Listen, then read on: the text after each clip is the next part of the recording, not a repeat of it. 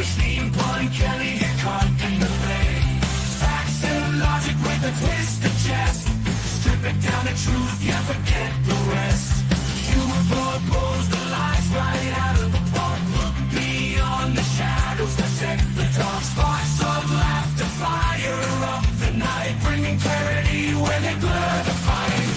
Cut through the chaos, yeah, the tangled lies. Steve Fun Kelly with a set of clear eyes. Truths and jokes gonna rock this show. Step into light where the real facts flow.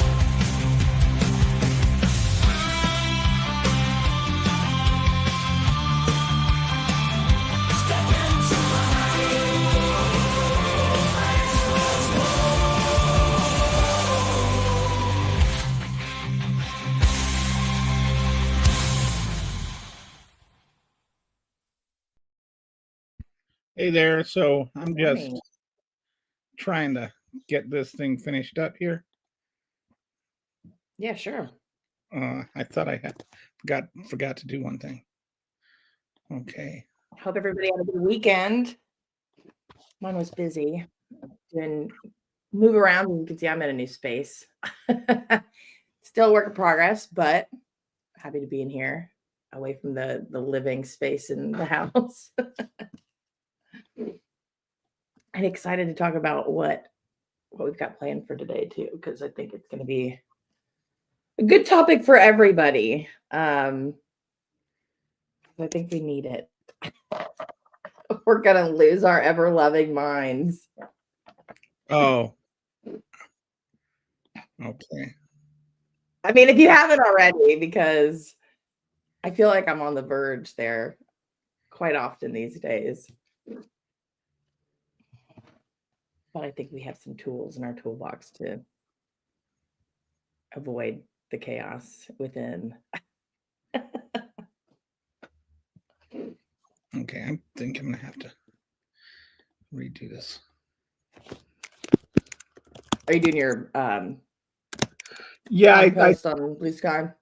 fixed up and then I forgot to account for one link and I've got to redo it all.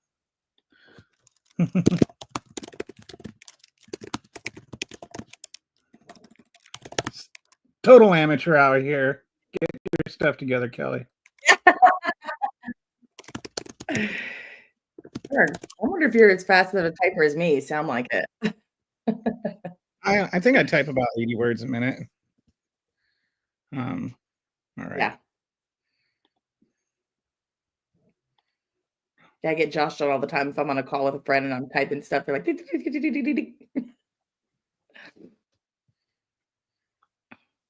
oh yeah, and I saw. By the way, I do see now we are on Facebook streaming, which is awesome. So more people can watch. Love that for us and for them.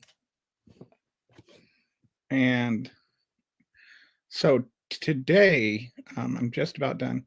Today we're going to try something new too. I think I figured out a way where we can have people like call in. You know how like they have the call in radio talk shows, or kind of like Spaces. Yeah. But with a little more control, where like when you call in, there will be a link. You click on the link, you come on, and you say your piece, and you can either choose to share your camera or not. We'll definitely need the audio, video or not, because we won't be able to hear you if there's no audio.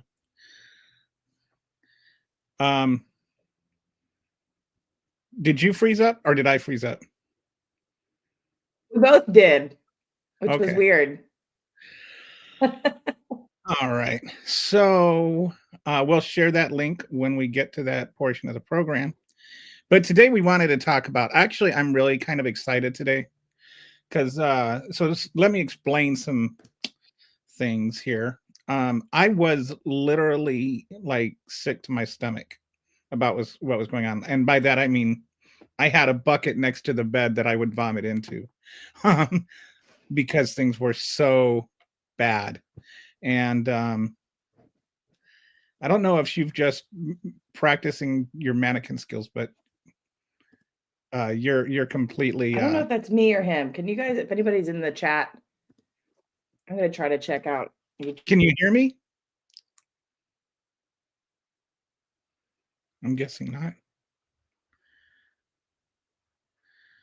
Well, I hope something's going on. I think that might be me. Yeah, Okay. I don't know if that's me or not, but if it is me, I can see if I can move back to my original space. I've not had a problem so far, but it might be. I'm not sure. It sounds like my husband's down there on video in a meeting at work as well. So I Things wonder are if going that's it. swimmingly so far. But anyway, we actually so I was like really just like sick to my stomach and stressed out and kind of internalizing things. Um, So, and then last weekend or the weekend before, I think maybe it was last weekend, I finally just, instead of trying to be um adult about it, as they say, I gave myself permission to be pissed off, and like really aggressively pissed off. And then it's like it helped with the stress. But then so I started thinking, what can we do? What can we do to fight back? Right. And so I was asking people about some ideas and stuff. And there's some things some people might disagree with me on, but that's fine. We're not fascists here, so we're allowed different opinions. But I think things like leaving Exodus or leaving X is fine. But in terms of whether it's an effective way of fighting back, I don't know. Yes, it will cost Elon Musk money, but Elon Musk has so much money that it won't matter to him. He told the advertisers to fuck off. He never bought Twitter to make money off of Twitter. He bought Twitter as a down payment on America, and now he owns America. So right. we are never going to hurt him enough by leaving Twitter to like make him rethink. Oh no, I better not do this. Like that's just never going to happen. It may it may be helpful for like your mental health because it's so toxic over there, but it's not effective in Right. terms of a way of combating him. You can say, like leaving Facebook, but 7% of Meta is, is America. 93% of Right. They're using somewhere else in the world. So we don't actually like if even like 20% of Americans left Facebook, which isn't going to happen. It's not going to Mark Zuckerberg's not going to be like, oh, I'm feeling that. Like, especially considering the threat that Donald Trump or, Elon Musk, President Musk, like they have far more power over far more leverage over Zuckerberg, which I understand that the Z is actually pronounced PH, so we should be careful about that. The Zuckerberg is like, I totally agree with people that are angry about it, but leaving Facebook or leaving Threads or leaving, Meta altogether, that's not going to really be an effective way of combating. And people talk about like a national strike, right? And I just think of the protests, the Gaza protests, right? And if you're, like just say you're Joe Bob, thistle sifter or whatever, and you're driving to work, and you're not all that political of a person. You get all you do is you listen to Joe Rogan to work and back, right? But you're not like really a political person, and the little bit of politics you pick up is from Bonehead. And you think, okay, well, he's in the middle, he's objective, or whatever. He's just trying to learn. And so that, which is, if you're apolitical, all the apolitical people I know that, they think Joe Rogan is actually just sort of in the middle somewhere.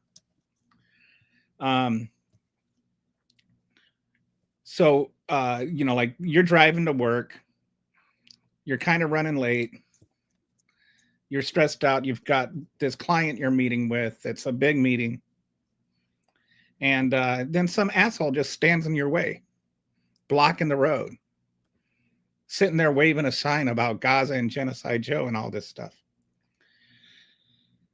And these assholes stay there for 4 hours, and you've got cars behind you, you've got assholes in front of you, you've got this stressful meeting that you're trying to go to, and like you can't get to work and do your job. So Right.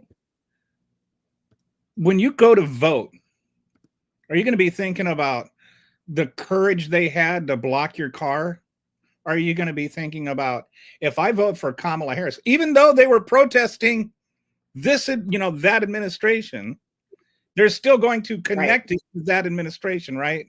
Because Donald Trump wouldn't let this happen, right? So you're actually, not only are you not helping the larger cause, you're actually hurting the larger cause, right? So, if you do a national strike or something like that, it's not going to, Donald Trump isn't going to feel the impact of that. Elon Musk isn't going to feel the impact of that. There is no way to hurt Elon Musk financially. It is impossible. No. He is worth $500 billion. He could lose half his entire net worth and still be never, ever, ever have to look at a price tag again. There's nothing to, there's no way to hurt him financially. Right. So a national strike is not going to help anybody. But what it is going to do, it's not going to help the cause. But if you are struggling to get, your store by, you're just trying to own your own store, right? You're just working your ass off to run your own restaurant, or you have a construction business, all of these things. And this national strike causes you to lose your business, or causes your employer to lose their business. And so now you're out of work because people had this national strike to protest an election that they lost. In their minds, that's the way it is, right? I'm not saying that's the way it is. I'm saying if you're an apolitical, middle of the road, just trying to earn your living and make your way in life, and it's already hard enough and you have people making it harder, you're not going to listen to what those people that are making it harder say. You're not going to listen to the people that ruined your life to make a point. And people, I've heard people compare it to civil disobedience from the civil rights ages, or from the civil rights era, where they would go to a restaurant and they'd have a sit down at a countertop. And that's an entirely different thing, because the business they were protesting is the business that had a direct decision-making ability, right? You can go to that restaurant and you can sit down at the counter and they can just choose to serve you. And then, they can do something about it. The guy that's just trying to go to work and do his job can't do something about it.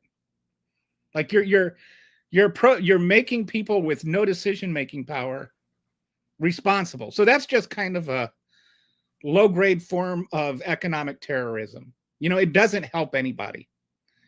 It just hurts. Okay.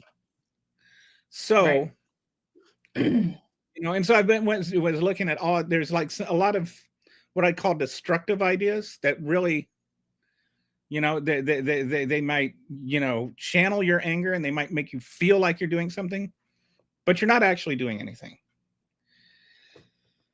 So I started, I took to Blue Sky and Twitter, and I just asked people, what, first of all, what do you feel powerless right now? And most people felt powerless. And then number two, I asked, what would you like to see the Democrats doing that they're not already doing?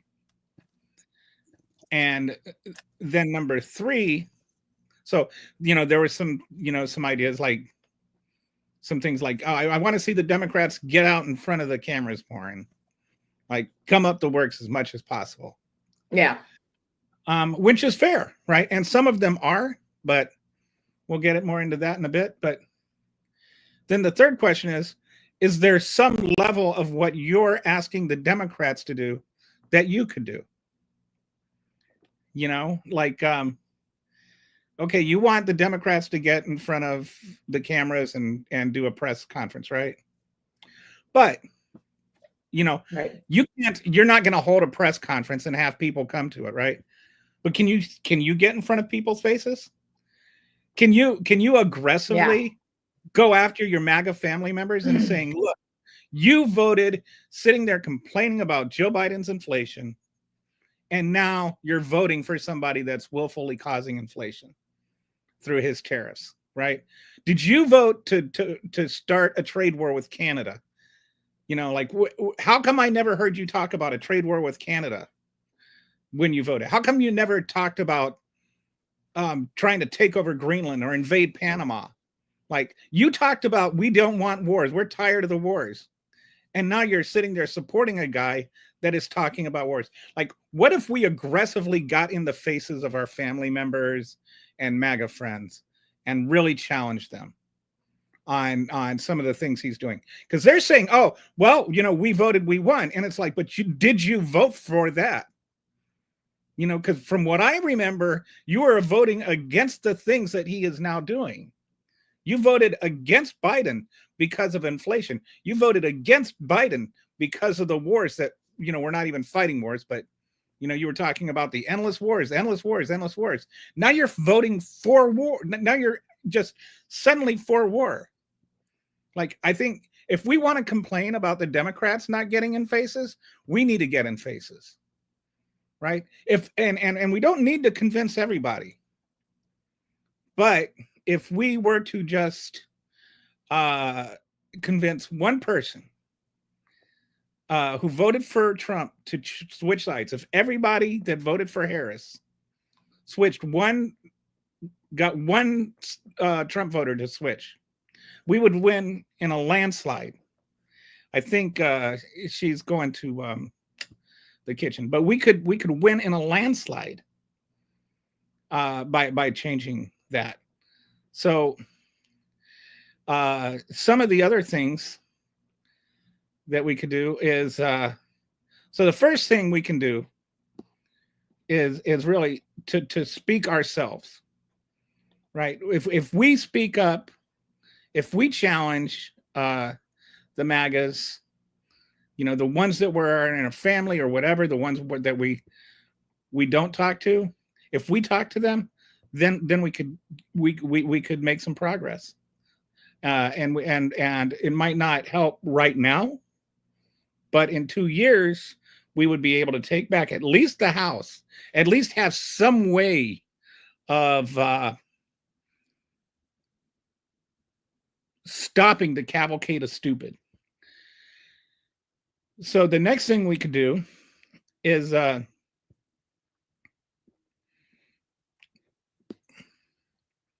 remember the Obama administration? You might remember this, depending on how old you are. They had these town hall meetings, and they would have all these people go and complain about the Affordable Care Act, and it was effective, even though, like, it was based, there was a lot of lies. They would talk about death panels and stuff like that, and they bust people around from town to town to have these town halls. But we should have town halls. We should have town halls where we invite our representatives to come and explain to us why Elon Musk has our social security number. Why ask our congressmen, why are you willfully surrendering the power given to you by the Constitution to an unelected immigrant? Why? You know, why are you doing that? And honestly, I don't even care that Musk is an immigrant. But what I care about is he's unelected. And they talk about, oh, unelected Democrat, they are unelected career bureaucrats are making decisions. And then they give us a unelected person who isn't a bureaucrat. And they make bureaucrat a bad word. But bureaucrat is actually not a bad word. It's not a bad thing. We need bureaucrats. Bureaucrats are the people that they whether, you know, they go from administration to administration. They provide consistency. They provide expertise. They're the ones that actually know what they're doing. And here's an example. of why Elon Musk shouldn't be the one who is making these decisions. The family Lutheran family thing, or what, I forget what the name of it is, but it was like American Lutheran Family or something like that. But it's it's a NGO, a non-government office, or something like that. That when asylum seekers come over, they they're not allowed to work for like the first 6 months, and sometimes they're children. They're unaccompanied minors is what the official title is. So these unaccompanied minors come over, and they need to eat, right? You can't just like let them starve to death, and they need a place to live. And there's a court agreement. I think it's called the Gonzalez Agreement. I might be misremembering the name, but anyway, it says that you can't hold a minor in detention by himself or by themselves for more than 30 days. So you have to, like put them somewhere, right? And you can't just detain them in a government facility. So what they do is they have these different organizations that are charitable organizations, and a lot of times they're religious organizations, but they're not. It's not like they're converting these children to be Lutherans or anything. They're just, this is, if you go back and you look at a lot of the case law, for some reason the Lutherans have really latched on to helping the asylum seekers.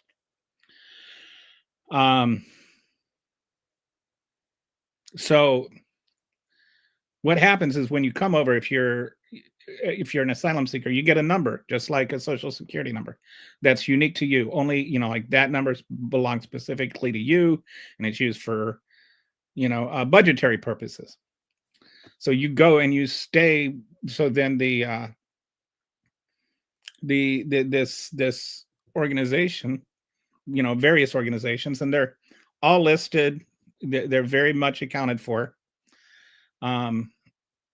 And there's a monthly report that tells exactly who got how much money and why.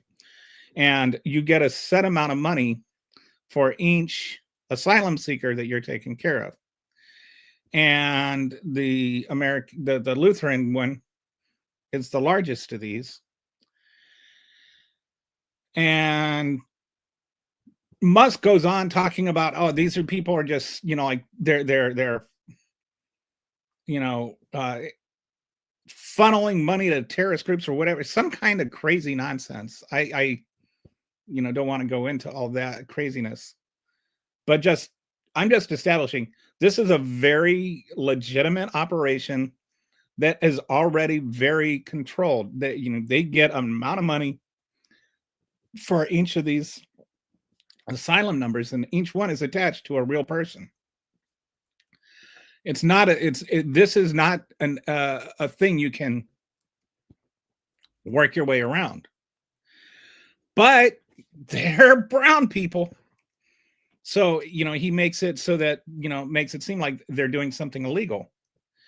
The other thing that is USAID, which is, refugees internationally. That takes care of that. So he's trying to attack paying for refugees internationally and refugees domestically. And he's trying to make them out to be, like these terrible things, these terrible waste of money. This is funding terrorism and things like, it's just insane. And so he may not even know this. Like, he's just sitting there looking, oh, look, they got all this money. Why is all this money going there? And instead of actually doing the research and finding out, he just makes it, oh, they're funding terrorists or they're laundering money or whatever. And he doesn't even know what he's talking about.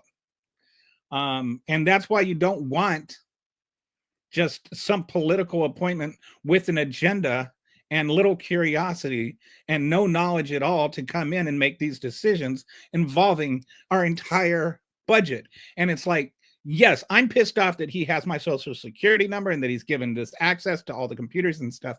But it's not just that. Like, it's the ignorance, it's the incompetence. And that's why you have people who do these things for a career doing them, because they know what's going on. They understand things. The incompetence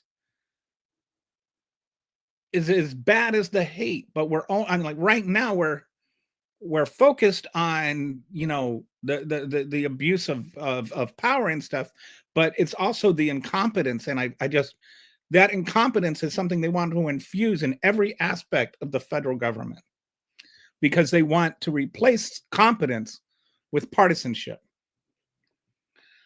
Okay, so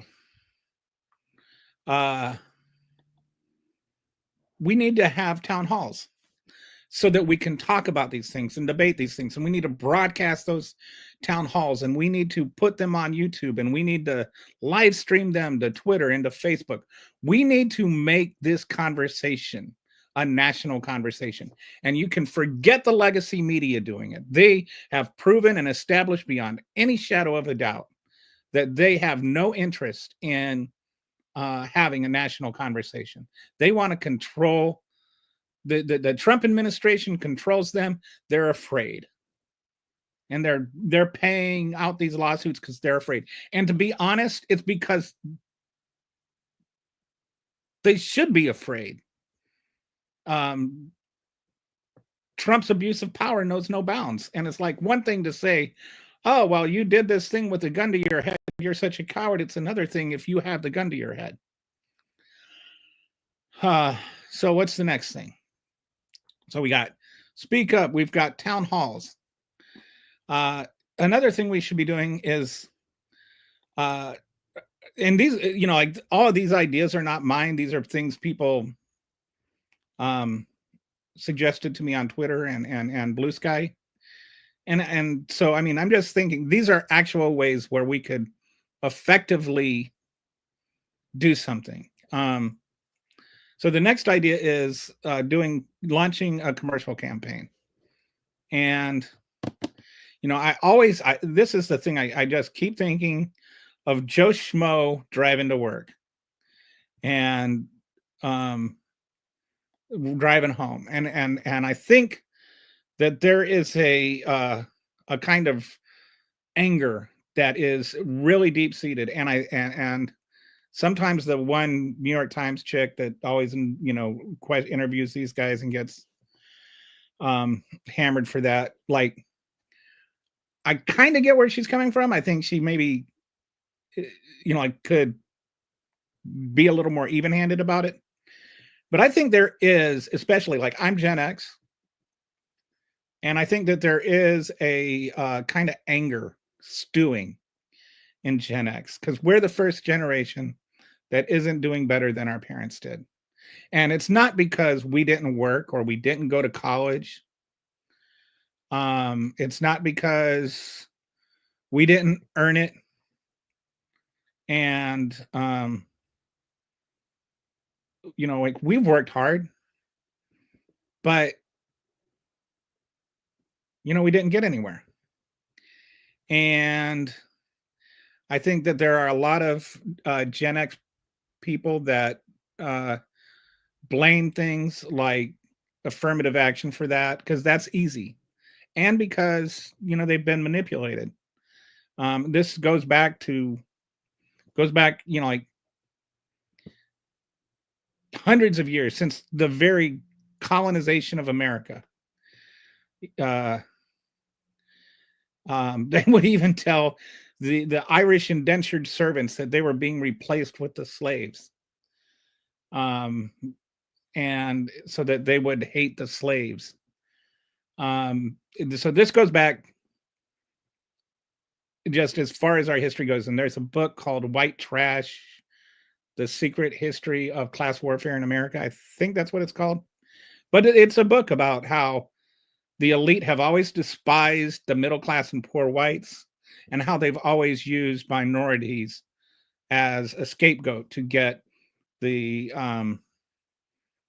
poor whites to blame immigrants and people of color for all their woes, and so that nobody ever pays attention to the elite whites. And I'm talking Thomas Jefferson was this way. We make him into a big hero. He wasn't entirely all above board. Anyway, I think about this guy, just typical Gen X guy. He's got a deck building company. Say he builds decks. He's got 6 people that work for him, and so he's got, as far as he's concerned, like they're making a living is on him too. He wears a certain amount of stress. He goes to work. He works his ass off. He comes home. He takes care of his kids. He sits down and he watches TV. All right. He's not all that political. He doesn't have time to sit there and spend all day on social media, looking through and figuring out and solving things. He's exhausted. He sits down. He watches TV. And, he's got a little bit of a chippiness when it comes to some of these know-it-all millennials that went to college and think they know everything. And so he's watching, like this. I was watching that movie, Landman, I think it's called, or the TV show Landman, and with, anyway, is it Tommy Lee Jones that's in it? No, it's the, what's his name?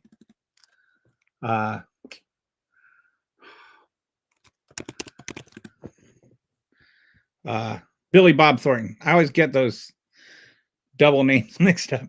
Okay, so it's got Billy Bob Thornton in it. In one episode, there's this millennial lawyer, know-it-all millennial lawyer that is like talking about wind energy and why we can't do wind energy. And he pulls over the truck and he points to this windmill and he's like, see these windmills right here? They're there just to get to make the oil pumps operate. And this is more expensive than gas. And by the time it's used its usefulness, it won't even pay for itself, and blah blah blah, which is all completely debunked. Like, this is a thing that the oil company has been pushing, is that wind energy is actually like the windmills actually never even pay for themselves. It's total junk. It's just completely not true, and it's easily debunkable with a 5-second Google search. There's all kind of fact checks on this. They usually actually have more than paid for themselves and replaced their energy cost in like within a few years, sometimes even within 2. All depends on where they're at. But it's total junk. But the guy that is exhausted and doesn't have time to do all the fact checks, doesn't care.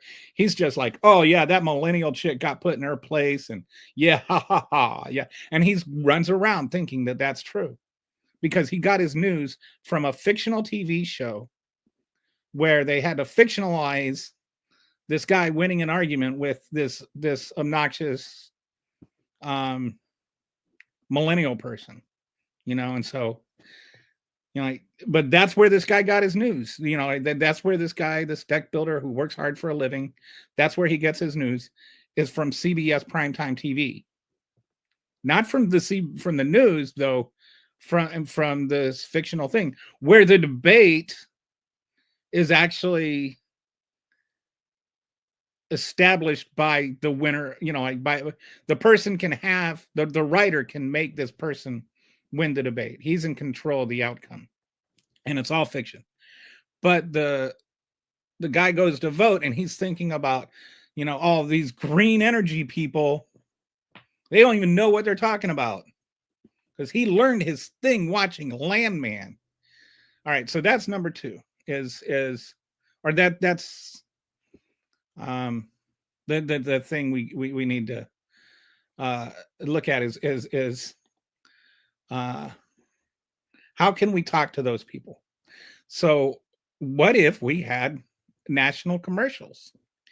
Instead of waiting for campaign season and then just made these attack ads on individual people, what if we just had national commercials that we ran during Landman, where we said, okay, is this what you voted for? And I was thinking about the, like they voted for, or we're for you, they're for they, them, and it was all the analysts and media experts and everybody talked about how effective that advertising was.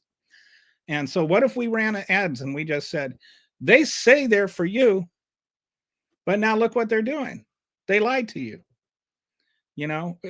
Did you vote for higher prices through tariffs? Did you vote for war? No, they're not for you. They're for them. And then, like instead of the they, them, instead of, like we run these advertisements where we say, we're for us, they're for they, them. And then you show the oligarchs that are benefiting. You show Elon Musk and Mark Zuckerberg and things like that. Like flip that script on them. Then that's something that the guy that builds the decks for a living is going to go, yeah, that's right. Like we need to figure out how to tap into that same anger the same way that the Republicans have done, but we need to do it honestly. And instead of making up things or, just using hatred of, marginalized people as our excuse. Like we should point out that there is a class warfare going on, and we need to make the deck builder guy conscious of that.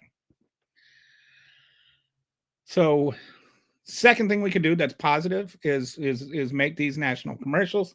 We can, like ask the Democratic Party to do it. We can, I don't know, maybe we could start a PAC somehow and raise money and just pay for it ourselves and do it ourselves. I don't know. I'm going to start looking into some of these things, like how can we collectively not rely on the Democratic Party to fight back, but fight back ourselves.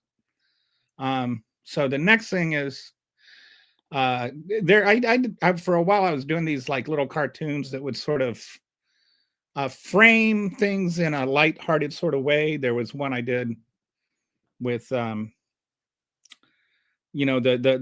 girl that's dating Donald Trump and her mom is trying to understand why. And it was, I think people liked it. But the thing is I don't know how to do animation. And I was paying somebody to do the animation and I got laid off. So I couldn't afford to do that anymore. But, if anybody's out there that knows how to do animation and would like to do some, I've got some great ideas. And those are things that you can post on YouTube and, like maybe if they go viral, I have an idea about Nancy Mace going to the bathroom and thinking that there's a trans woman next to her, and she goes into a panic and fear and pulls the transgender alarm and gets rushed to the emergency room, and they do blood tests and they decide that she's she doesn't test positive for trans disease and so on. So, I'd like to see some commercials, like we can try and come at it mainstream. And then the commercials would be more for the next generations, especially for like the Gen Zs, like try and find a way to reach those people. And then somebody else, I really like this idea. She talked about, and she wanted to stay anonymous, so I'm not going to mention who she is, but like coming up with these little business cards, and they just say the things that Trump, like Trump did this, like with the tariffs, Trump did this, with the gas prices because of the tariffs on Mexico, when they go up, which they will, Trump did this, and just like leave these cards everywhere, leave them, and there would be different ones. And you could just leave them everywhere, leave them with a tip, leave them under people's windshields, do all that kind of stuff. And like, if we were really, really good and obnoxious about it, and they were just like littered everywhere, I was thinking it's like cicadas, and they're just so ubiquitous. You walk outside and you take a step and you hear a crunching sound. Like we could call them cicada cards. Could just be obnoxiously everywhere, and just a constant reminder that Trump is doing a terrible job and he's doing terrible things, and you are not getting what you voted for. Like, just and what she wants to do is she wants to have these templates that are online, and then you can just go and download them and print them off yourself, and then you'd have your own cards to hand out. But this is the kind of action that it doesn't invade anybody. It doesn't prevent them from getting to work, but it's still getting in people's faces and letting them know, which I think is a nice balance. You know, like, this is a way that you can, we as a society, as you know, the nearly 75 million that didn't vote for Trump, or well, actually, I guess more people didn't vote for Trump than did. So it'd be even more than that. But we, you know, like, we can fight back without being destructive. And I keep thinking, you know, like, we need to constructively fight back. So then what's the next thing? I've got a little, okay, then this one is really important. And this is through lawsuits. And when I talk about lawsuits, there's like Mark Elias is doing an amazing job. I think George Conway is talking about he's going to start getting back into litigation. But you can say that the Supreme Court is owned by Trump and blah, blah, blah. But the entire federal court system is not owned by Trump. And the state courts are not owned by Trump. And we may not be able to stop things with lawsuits. We might not be able to stop everything, but we can sure slow things down. And if we learned anything in the last 4 years, it's that the courts can be manipulated to slow things down. And, you know, if we can slow things down for 2 years, that could be enough.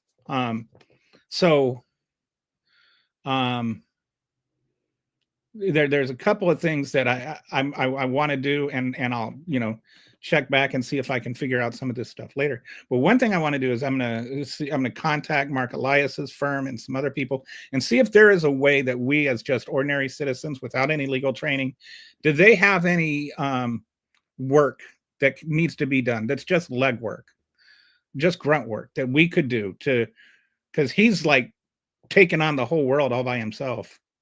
You know, and so, you know, like, that got to get expensive and stuff. And I feel like we need to stop talking about what they need to do in terms of the Democrats, and we need to say, what can we do? Because what we can do is something that's in our control. We cannot make the Democratic leadership do anything, but we can make ourselves do something. And so, like, you can't just complain. You have to think, what can you do? And so that's all of these things I'm talking about are things we can do. So are we willing to stand up? Are we willing to fight back? Are we just willing to complain about others not doing it? I was watching, like, I was thinking about this Sesame Street episode, believe it or not, that I watched, you know, like, it's 50 years ago, I guess. And everybody was like leaving their litter, you know, like one person would leave a can and another person would leave a newspaper. And it was like all the different residents of Sesame Street were leaving their litter all over the place. And so then they look around and there's litter all over the place. And but nobody had left a, you know, significant amount of it. And they're all complaining and whining, who's leaving all this litter everywhere? Because they're looking at the litter they didn't leave, not the litter that they did leave. And then Mr. Cooper, I think, the grocery guy, he just goes out while they're all arguing. He just goes and starts picking up the litter. And then everybody else starts picking up the litter and stops complaining. Be Mr. Cooper. Don't complain, do. And when you do, others will do. Be a leader. Stop complaining about the leadership and lead, you know? And you lead by doing. If people follow, then you become a leader. So this is a very simple thing that you can do to lead. Just leave the cards around, right? You don't need to wait for somebody else to do it for you, or lead by just volunteering with some of these law firms that are trying to take on the legal action, right? Then we can start doing something. Um, so that's the next thing. Is the lawsuits. And if you have the means, I contribute financially to those too. If you don't have the means, don't feel guilty. But if you have the time, then do that.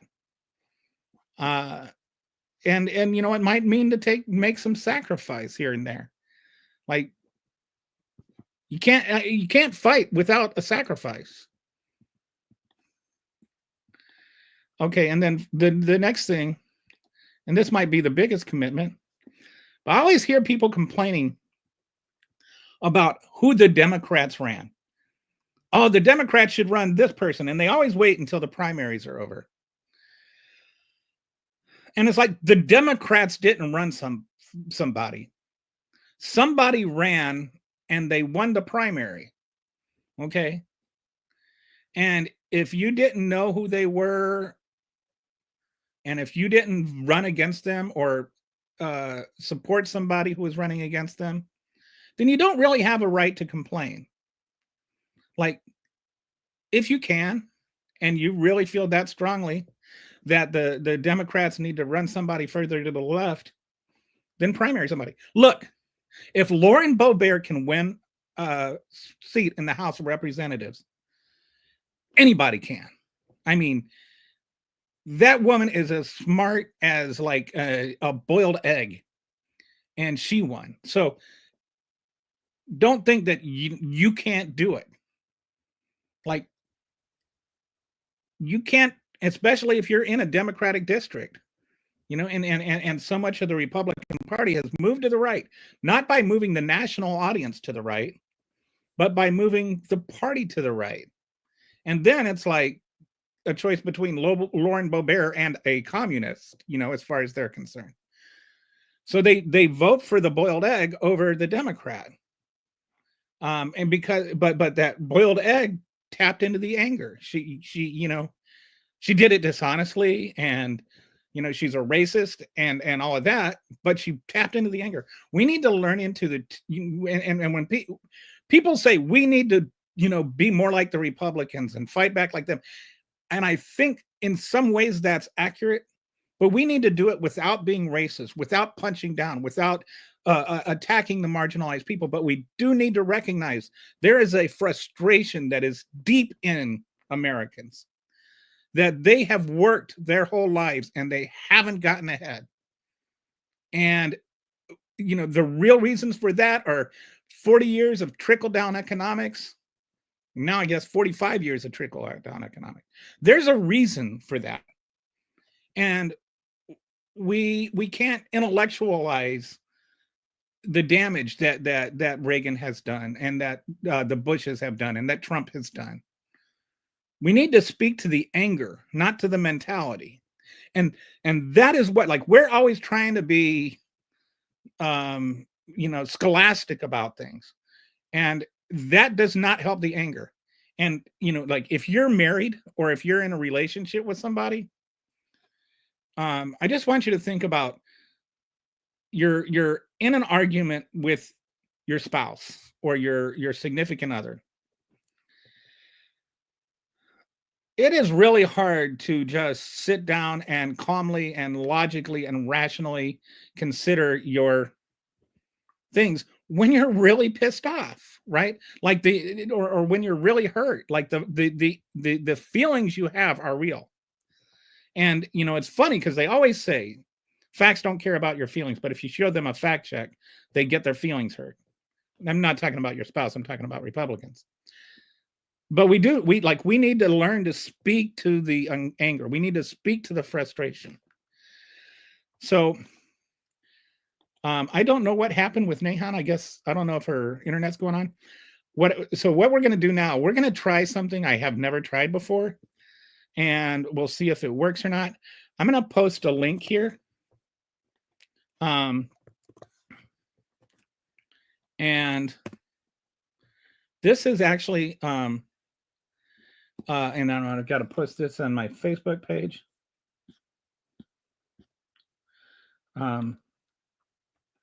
And if you want to come in, if you know, like if you're interested in something I said,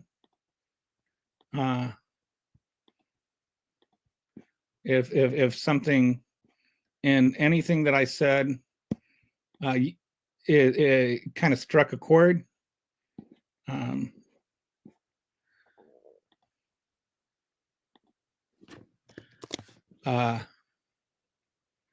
you can just go ahead and click that link.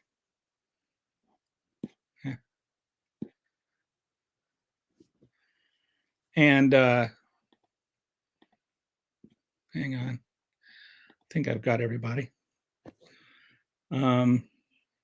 If you want to click that link, then you can come on the show and you know, and just offer your views, offer any reaction, or and you can either share your camera or not share your camera.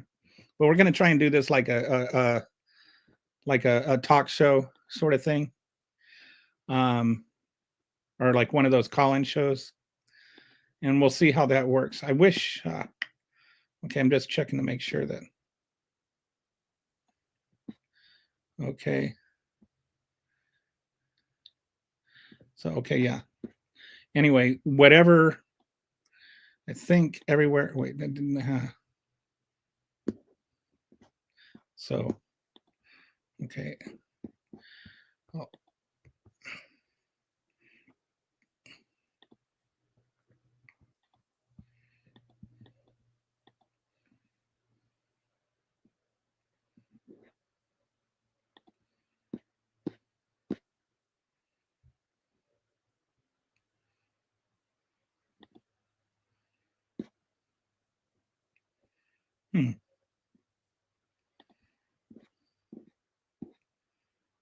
Ah, there we are.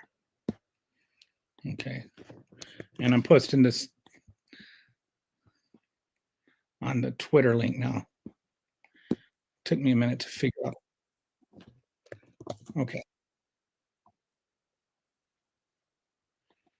Okay. So sorry for all that confusion. So anyway, I'm just going to wait and see if anybody wants to jump on and talk about anything.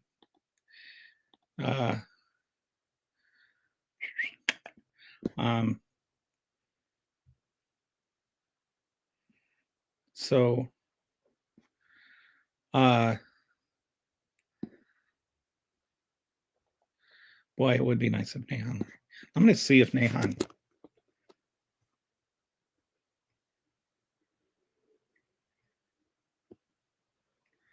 Oh, okay. So it's Nehan's got router issues.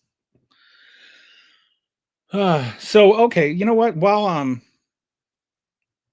don't know if I covered this, but you know, like one thing I wanted to talk about with this is, you know, with the Musk thing is, has anybody else noticed that it's just like how aggressively he's going after immigrants first, or not after immigrants, after like the people, like after refugees, but whether it's in America through the asylum seekers or internationally through, you know, US aid. And I just you know, especially with the US aid, because this is a little tangential, but you know, while I'm waiting to see if anybody wants to jump on. If you want to jump on, just click the link I showed you. It'll look like that. But it should be in all the chats. But we're talking about Panama, and we're, you know, going to invade Panama because China has, you know, control over their ports, which is not true. But you know, China does have a couple of ports, own a couple of ports there, and but they don't have control over the canal or whatever. But the reason that we do a lot of these things with international aid is so that we can have some measure of influence in those areas. And when we leave it, there's a suction.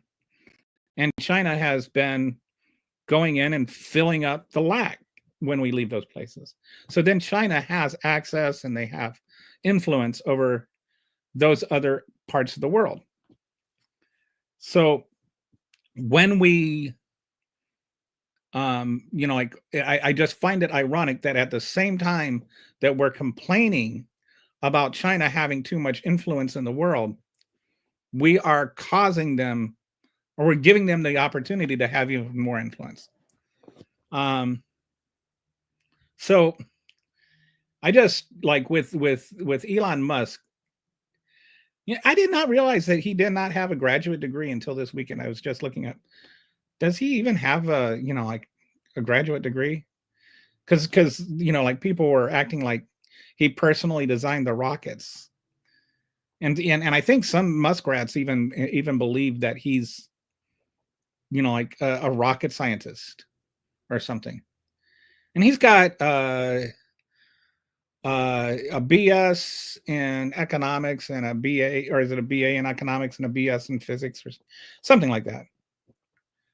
And he's not as stupid as Trump, but I mean, he's just got a bachelor's degree, and he's got it from the University of Pennsylvania. But there's some questions about how much he earned that, because he didn't get it for like 2 years after. He didn't get the degree until 2 years after he said he graduated or whatever. I don't know all that stuff, and I don't want to go into it.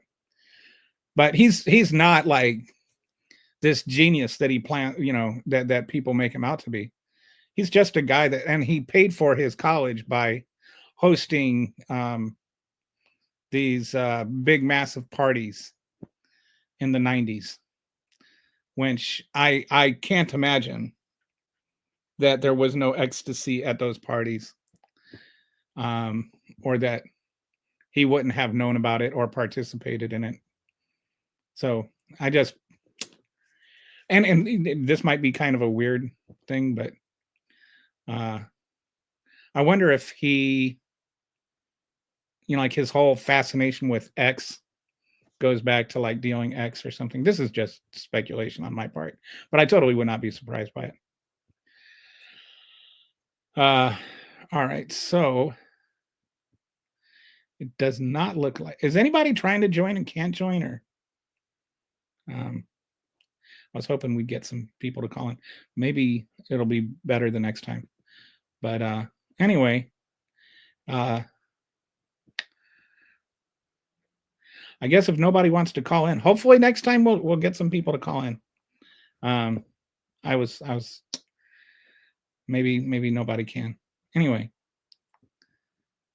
you try, you fail. So we'll try again. But anyway, thanks for joining, those of you who did, and I appreciate you guys. And just remember to fight back, but fight back productively. Just don't fight back by being destructive. And we'll be back here tomorrow. We'll try and talk about some more things. Hopefully we can get the call-in thing working, because I really would have liked that. I would like to meet some of you guys. And we'll see you.